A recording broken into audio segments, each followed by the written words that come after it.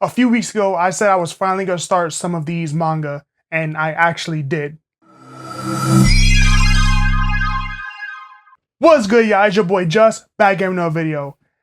So a few weeks ago, I put a video up saying that I needed to basically start reading some of my backlog in my manga collection, and I finally got around to it. I finally just decided, you know what, I need to make the time, and I went ahead and read some of them, and I was actually surprised by a couple things. So let's get started. So first one I want to talk about was Delicious in Dungeon. So I went ahead and started reading Delicious in Dungeon.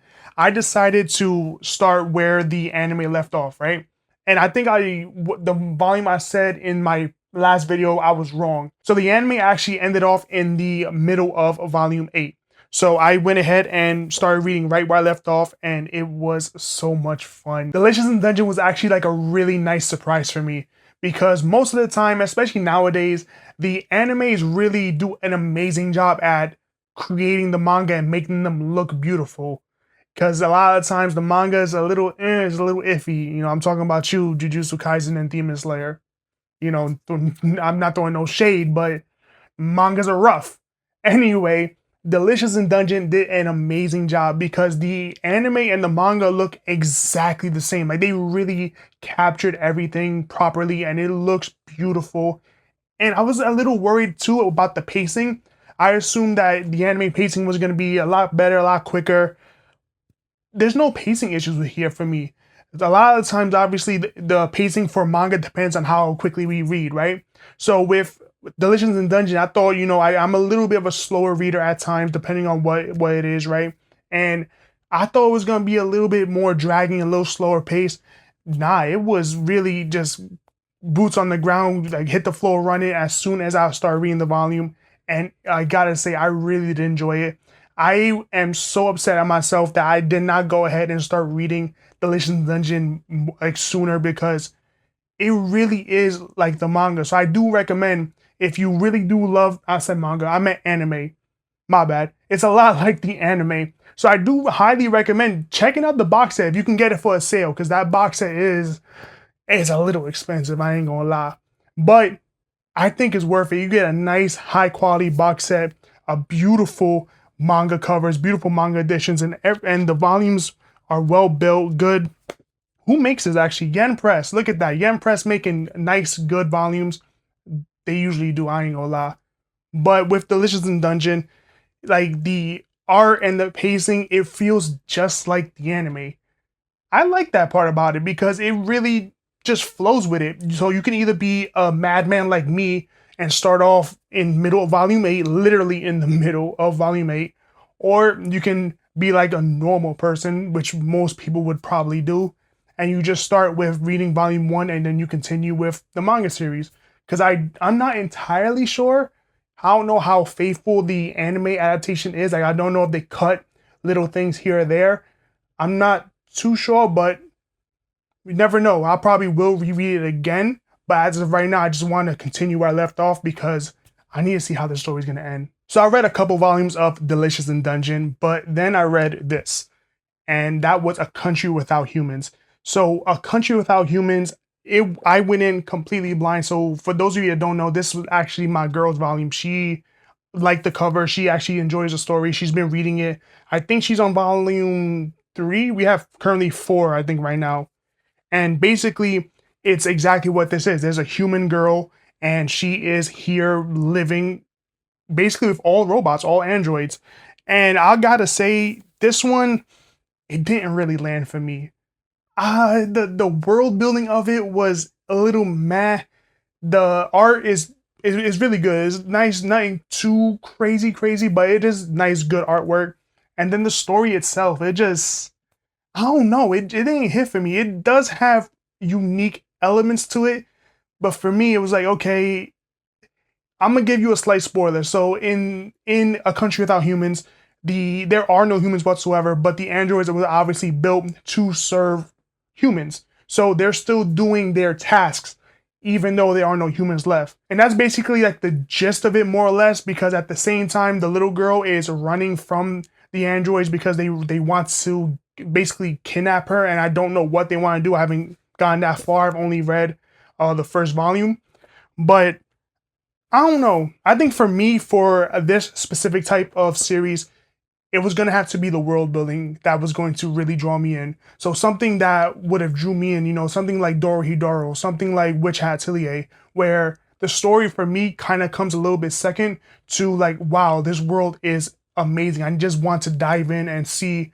what's going on. Like Magus of the Library, that's another one that for me has amazing world building. But for this one, I mean, it's not bad. It's just not for me. So I'll be completely honest with that. I can see why my girl really enjoys the series. I can see what she really takes from it. But for me, I just gotta say it's gonna be a hard pass. I'm probably gonna read. I'll probably read volume 2, but I'm not gonna like get into it anytime soon.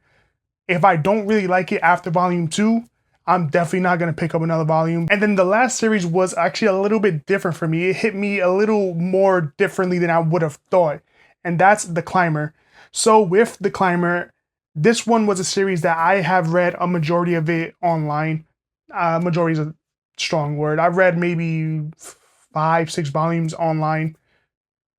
Yeah, maybe 5-6 volumes online. But because it's actually been a minute, I needed to reread from the jump. So it wasn't like Delicious in the Dungeon where I remember vividly exactly what's going on, exactly where I'm at. With The Climber, I needed to really go back and read from volume 1 again. And something happened when I was reading from volume 1. And it was the fact that volume 1 and like the earlier volumes, it's a lot slower than I remember. Don't get me wrong, when I initially read it, it was amazing. I loved what was going on at the time.